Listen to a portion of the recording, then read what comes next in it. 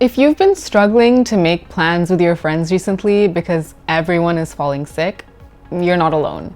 COVID-19 cases are back on the rise.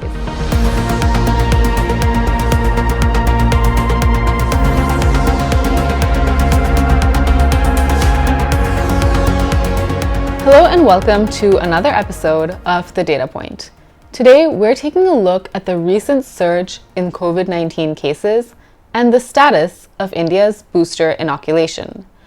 As of 10 a.m. on March 29th, India recorded 2,151 new COVID cases, the highest we've seen in the past 5 months. We've seen this sort of mini surges before. This is the third such spike that we've seen since the Omicron wave in January 2022.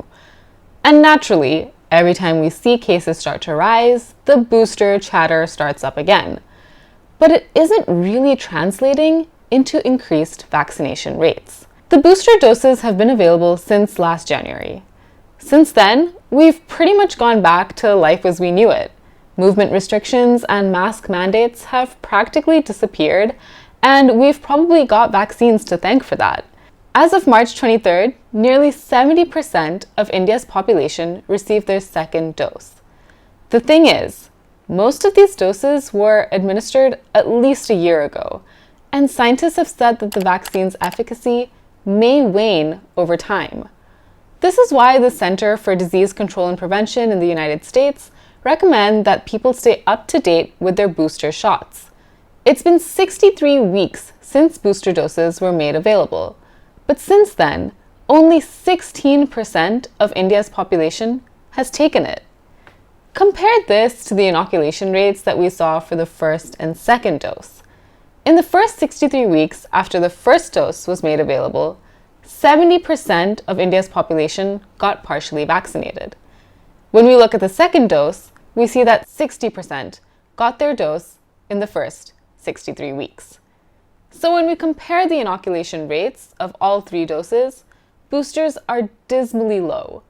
In fact, the rates that we've seen are probably only this high because of the 75-day-long special booster drive that the government organized. The drive brought vaccination numbers from 4% to about 15%, after which inoculations have only increased by an additional 1%. India isn't the only country that's been lagging behind with boosters. This is happening globally.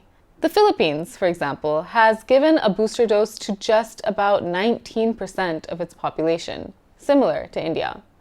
But then there's other countries which saw disastrous waves that have much higher booster rates. Brazil, for example, has boosted nearly 60% of its population. Out of all the countries with available booster coverage data, India ranked 68, below Nepal and Bangladesh, but above South Africa and Russia. So why is this happening? One major obstacle in the global inoculation drive has been vaccine hesitancy.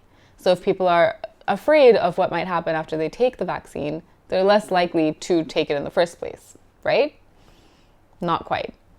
According to a COVID-19 vaccine acceptance survey conducted across 23 countries in June 2022 and published by Nature in January this year, hesitancy did not play a major role in India's slow booster coverage. Only 10.3% of Indians said no when asked whether they had received a booster dose, or said that they were either unsure or have no opinion, somewhat disagree, or strongly disagree when asked if they would take a booster dose when it was made available to them. What does this mean? It means that 90% of Indians were willing to or had taken the booster dose. While other countries like Russia, South Korea, and France saw hesitancy derail their coverage, this wasn't as big of a deal in India.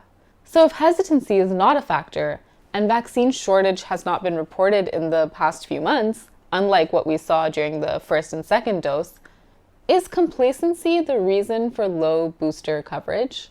Frontline workers and healthcare workers were the first people to get vaccines and continue to be in close contact with COVID patients. But let's look at how many of them took the booster dose. Among healthcare workers, 97% of those eligible for the second dose took it but only 70% took the booster. When we look at frontline workers, 96% of those eligible took the second dose, but just 78% got their booster shots. And when we talk about the most vulnerable group, which is people over the age of 60, only 39% of those eligible for the booster got their dose as of October 28, 2022.